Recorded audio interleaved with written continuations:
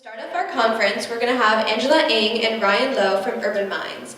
They created Urban Minds from nothing but an idea, and they definitely faced a lot of roadblocks along the way.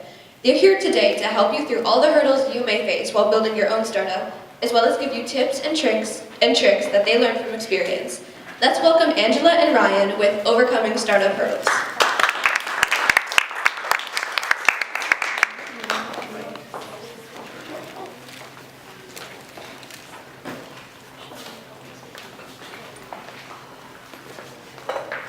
Hi everyone, can you all hear me okay? Cool. Alright, so hi, my name is Ryan and this is Angela and we are the co-founders of Urban Minds. So before we begin, I just want to see a quick show of hands. How many of you are already part of a startup?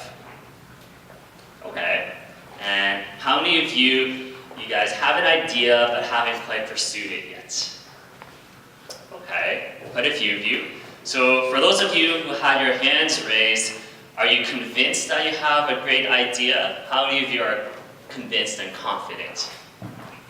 Oh, maybe. Okay, that's good. Well, for those of you who did not raise your hand, you probably realize that a good idea isn't enough, and that there are many things and many factors involved. And so today we're going to talk about overcoming startup hurdles, and we're going to walk you through our story of how Urban Minds came to be and some of the struggles that we faced along the way, so that hopefully by the end of today, your startup journey could be just a little bit easier. So what is Urban Minds? Who are we? So we are a youth-led organization with the mission to educate and empower youth in the city building process. That's a mouthful. Well, what that means is that we help high school students, like many of you here today, find creative and doable solutions in your own neighborhoods to address some of the urban challenges that you see. And we work on both sides of the equation. So we work with youth and we also work with decision makers. We focus on bridging the gap between the two. So imagine you've got Billy over here, who's in high school, and you've got Uncle Sam over here, who's a professional urban planner. Now, Billy, poor guy Billy, he's in high school. He had never had any exposure or never really learned about urban planning at school, and he has no intention whatsoever to go to City Hall and talk to people like Uncle Sam, who's probably old and boring and just not interesting. But you've got Uncle Sam over here, who's actually terrified of working with youth like you guys. He thinks that kids like Billy are awkward, difficult to talk to, and he just have no idea what you guys like or what you guys want. And so professionals like Uncle Sam, they got to design and build cities their own way and without really considering perspectives of youth like yourselves. And so that idea of youth engagement really stuck with me when I was still studying urban planning in grad school. And as part of my research project, I did what Debbie and her team did here today, which is to organize a youth conference. I thought that would be a great opportunity to bring a group of high school students and professionals in the same place to talk about city building.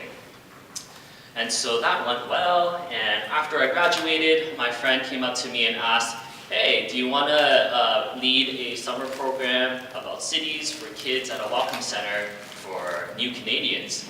I said, that's cool, sure, let's do it. And afterwards, my friends and I thought, wouldn't it be cool to do another conference with a better name, better program, better venue, in general, just a better experience. And so we went and did it.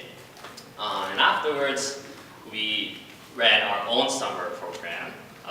We had students design and build pop-up installations at a park in downtown Toronto to address some of the issues that they saw here in the city.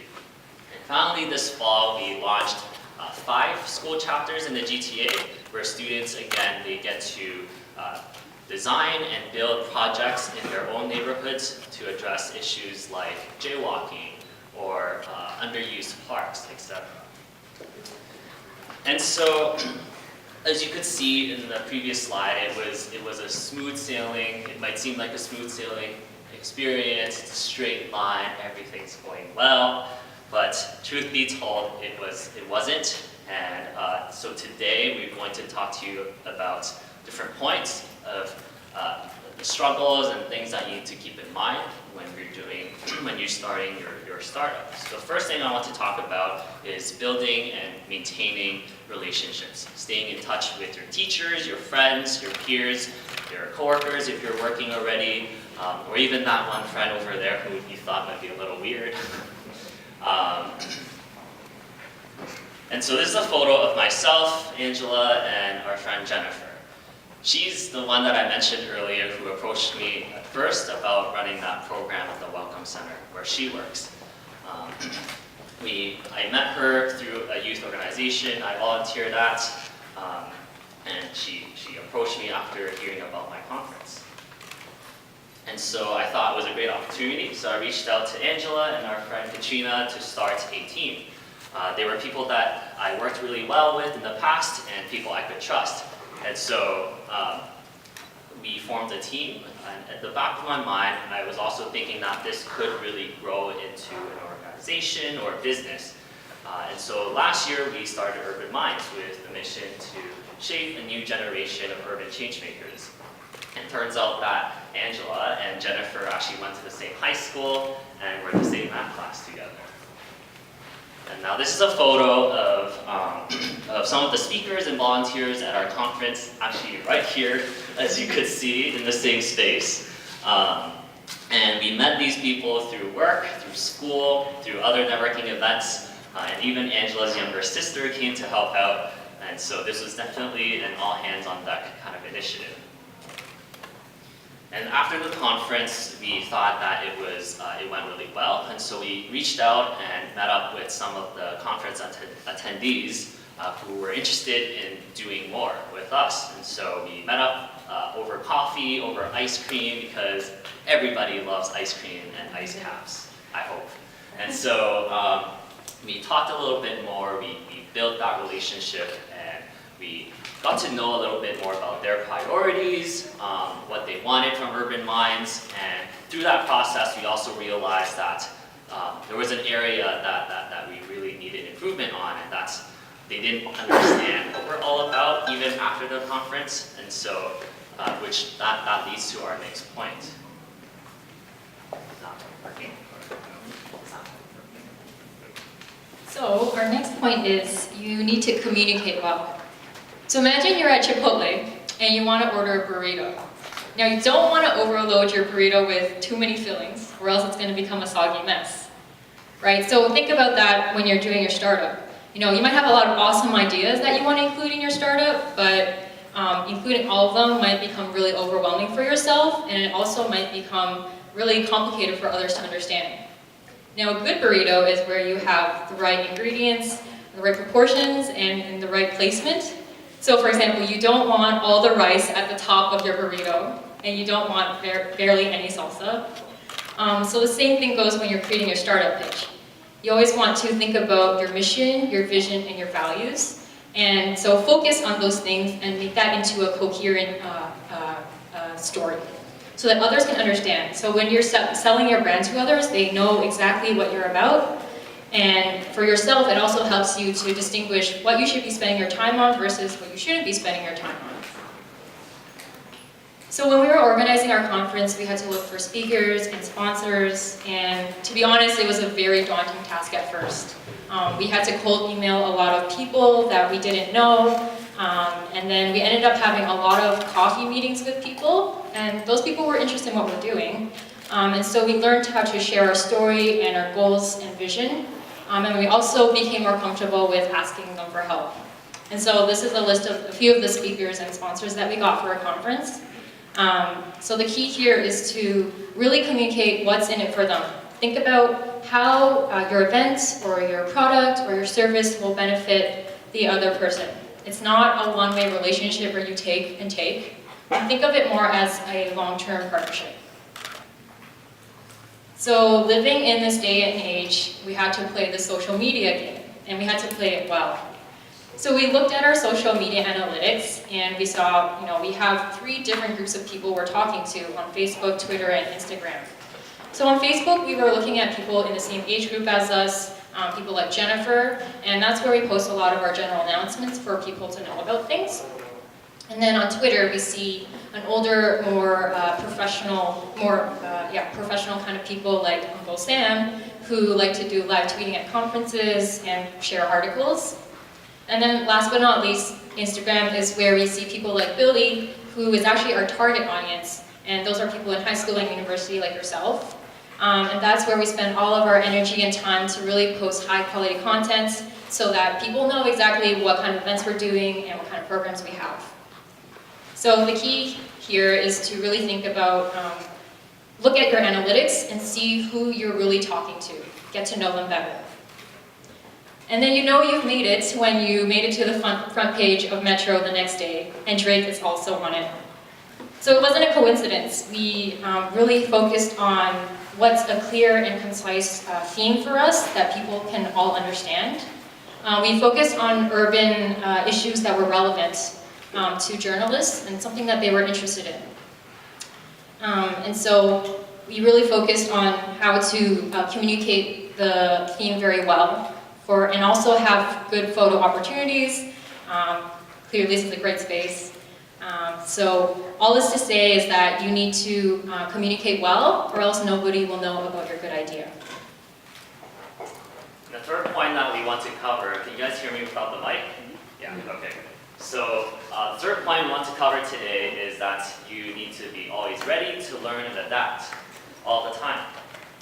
Going back to our experience at the Welcome Center, the participants that we were dealing with went from grade 4 all the way to grade 9. Some actually just arrived in Canada for a few weeks before the program without knowing any English at all, while others were already here for several years and could speak relatively well. And so with that age range and the language barriers that we had to adjust how we facilitated our activities and discussions. And so we relied a lot on visuals, on body language, and also arts and crafts, as you can see here in this picture. We also had a lot of trouble finding people to come to our conference this year. We thought that it would be, we would have enough interest for people to pay a small admission fee to attend, but we were so new at that point, and we were still struggling to communicate what we're all about. And so up until the last 2 weeks before our conference, we only had 1 registration. And so we had to make a change. We had to take our chances and make our conference free for every high school student to attend. And so in the end, we had 40 students come out that day, which was a great improvement from just 1. Now, if you can't charge the participants, where does the money come from? And so for us, we learned how to apply to grants and funding as a nonprofit. You might be writing essays and lab reports in school at some point, but then grant writing is a totally different ballgame. There's a different style, and that takes some getting used to. But just like a resume, as you apply to more and more grants, you develop a base template, you get more familiar with it, and you can adjust it to the funder's requirements. And we're not like the awkward Uncle Sam, but there are still techniques and skills involved when it comes to facilitating discussions. We don't want to ask really open-ended questions that will just have you have blank looks on your faces or rolling your eyes. I don't know. But we also don't want to give all the answers away. And so it was through practice and more practice that we got to become a better facilitator ourselves, and we're still learning as we go. So as you can see here, that our journey so far, it wasn't as straightforward as it might seem in the first place, and the idea of bridging the gap between youth and decision maker wasn't enough to propel us to where we are today. And so if there's anything that you take away from this presentation, is that we want you to remember these 3 points. So a good idea isn't enough. you need to build and maintain relationships because you don't know when you need the support. You also want to learn, you also want to communicate your mission and your brand well, just like a good burrito. And you also want to learn and adapt to any changing circumstances. And most importantly, you just need to quit talking and begin doing. So one way to begin doing is to come to our next conference, which is One of Toronto 2018. It's the first Saturday of March break, so that's Saturday, March the 10th. And we'll be having our own youth team come and speak, and also have professionals from the industry to talk about city building. So we'd love for you guys to check us out. We're always looking for motivated individuals like you guys to volunteer and also become student leaders with us. More information on our website, urbanminds.co, and follow us on social media at urbanminds.to. Thank you.